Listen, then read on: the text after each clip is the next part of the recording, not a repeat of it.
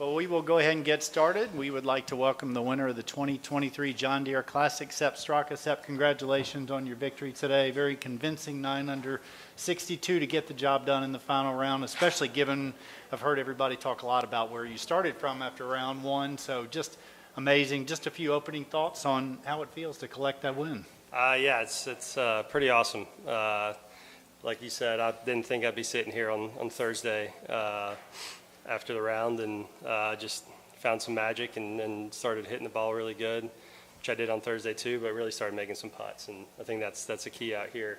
You got to get the putter hot, and thankfully it stayed hot. Was there a big difference today? Did you find something yesterday? Was it a mindset, or was just things just kind of go your way today? A little bit of a tweak in the setup. My toe was getting up a little bit. Tim Yelverton, who I work with on putting, texted me on Thursday night and said my toe was sticking up a little bit, so just got the hands a little higher, flattened that thing out, and started online and got hot.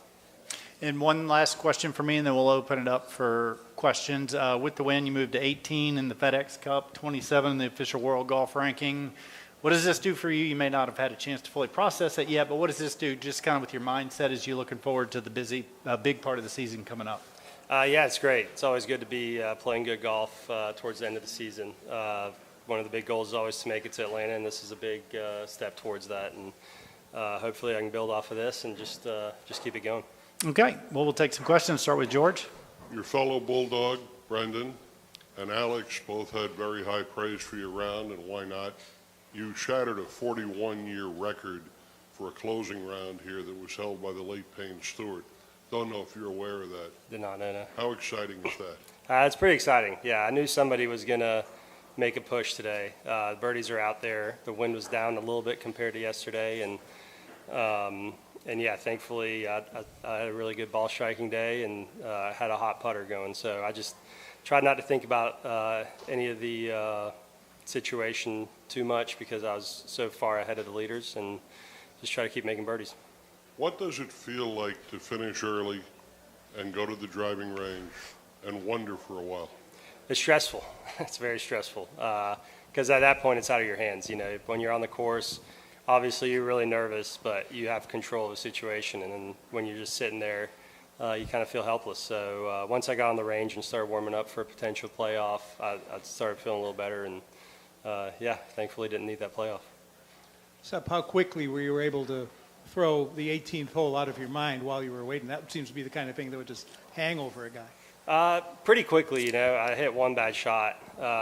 Honestly, after that, the recovery, the wedge shot was great after that shot into the green. Hit a really good number and hit a really good putt and just broke a little more than I thought. So, you know, I gave myself a lot of grace there because that was my only real bad shot of the day. So, yeah, I didn't dwell on it too much. Greg? You mentioned in the TV interviews that you weren't focused on the Holy Grail there, the 59, when you were standing in the fairway. Not a thought ever No, today? It popped in my mind for sure, yeah. But I wasn't going to change my game plan or strategy for the 59. The goal was still to keep the same game plan and try to finish and win a golf tournament. So as fun as a 59 would be, I think winning the golf tournament is always more fun. Did you feel like you needed a birdie to close it, or were you was? I didn't know. You know, I was so far ahead of the leaders. They had so many holes to play. Somebody could have gotten hot. I had no clue. I was just trying to hit my target, hit my number, and just made a bad swing on 18, but then recovered nicely and unfortunately missed the putt. But yeah, I didn't really know. To be at 11 under with 17 in front of you, what were your expectations after you reached that figure? Yeah, the goal on 17 is always to make birdie, especially with that pin. It was pretty gettable. I hit a really good drive off the tee. The wind was off the left, so just to keep it in the first cut there was really nice. And then made a really good swing on my second shot that just kicked right in the bunker. Decent bunker shot and just hit a good putt and misread it a little bit. But yeah, like I said, I was just trying to execute the game plan. Okay, last one for me. Do you really have to pay for the house now? Oh, yeah.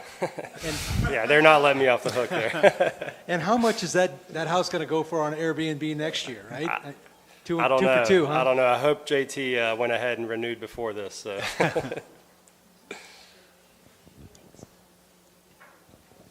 Sepp, how do you envision celebrating this victory, and who are you most excited to share this big day with?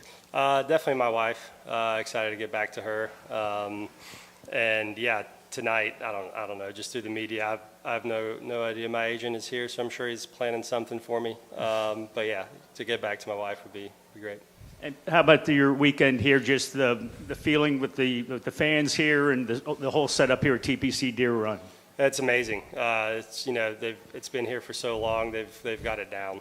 They run such a good event. The golf course is in great shape. The volunteers are all extremely helpful, and just one of the more smoothly run events on tour. And yeah, look forward to coming back.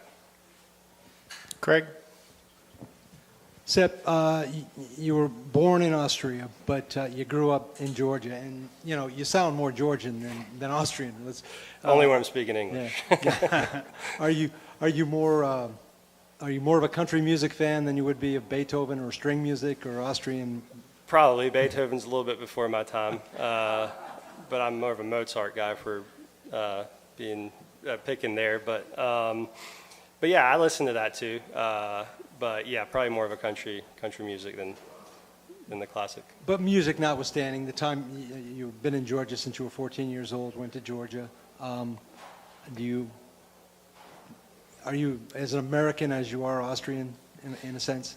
I used to say I'm 50% Austrian, 50% American, and a friend of mine who's Austrian, Clemens, corrected me one day and said, you're 100% Austrian, 100% American. So yeah, there's no,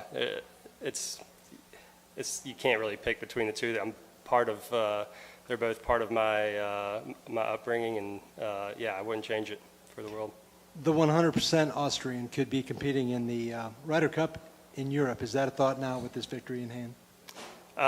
Yeah, I mean, September's a few months away, and I'm glad my game's in good shape. So hopefully I can make a push for that. George? In your wildest dreams, did you ever anticipate being a widely successful opening act for Blake Shelton? Is that what they're all here for? I didn't even know he was playing, to be honest with you. I knew there was a concert. I didn't know it was Blake Shelton. So, yeah, might have to hang around for a little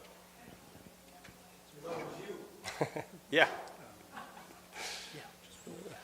What was going through your mind when you're standing over the approach shot on 18, the second shot on 18? I mean, you say you weren't thinking necessarily 59, but what was going through your mind at that point? Yeah, I was just trying to hit my target. We had picked out a good number, and I think the number-wise I executed. I hit the ball really solid, but I just pulled it way left of my target. But yeah, I was just trying to hit my target about 7-8 yards right of the pin and let it feed in there. And once it started going left with the wind off the right, it was never going to come back. So yeah, it was an unfortunate time for a bad swing, but thankfully it didn't hurt me. What was the distance? What was the club? It was there's a few numbers we got: hole number, carry number, and then I don't know. I think the hole was 180-ish, 85 maybe, 80. Yeah, something like that. 8-iron. Yeah, I was trying to pitch it about 7 yards short of the pin and right of it. Matt, right under the light here. For those of us who will never get in that type of zone you were in through 17 holes, what was that just like, shot after shot, racking birdie after birdie up as you're going through that round? It was crazy because you just you don't want to think about it too much because you don't want to lose the feeling. But yeah, I mean, I was hitting the ball really well. I don't think the ball striking was as out of this world as the putting. The putting was just phenomenal. I was reading the greens really well. Some really tough putts that I put a good read on, and was just locked in on my speed and my line. Can you remember the last time you were that dialed in, locked in like that? Maybe Friday. I got pretty hot on Friday too, so yeah, it happened twice this week probably. But yeah, probably not quite as locked in as I was today, but yeah, it doesn't happen very often. So when it does, you just got to kind of go with it. Craig?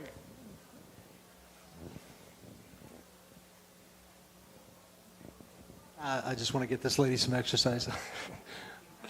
Sepp, growing up, did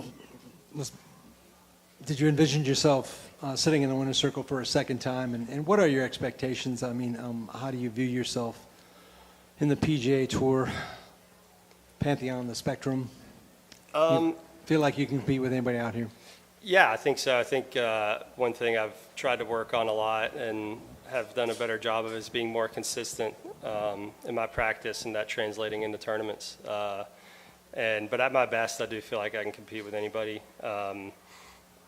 Obviously, the last 3 days I could have competed with just about anybody in the world, but growing up, I never would have thought I would have a chance to even play on the PGA Tour. This is all just a big dream come true. I never really had a whole lot of confidence in myself growing up.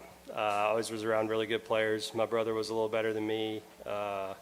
My class in high school was full of really good players. So I never really had a lot of success early on, and never would have even dreamt of playing here, let alone winning twice on the PGA Tour. Going forward, knowing your Thursday round and where you're sitting right now, how will that help you in the tournaments down the road, knowing maybe a shaky start, but just stay at it? Yeah, for sure. Anytime you play a tournament, you get in contention, you find out something new, and that experience is invaluable. So just knowing that, I was in 130-something place after the first round and ended up winning, you just can't ever really count yourself out, because you could just get hot any moment. All good. All right. We've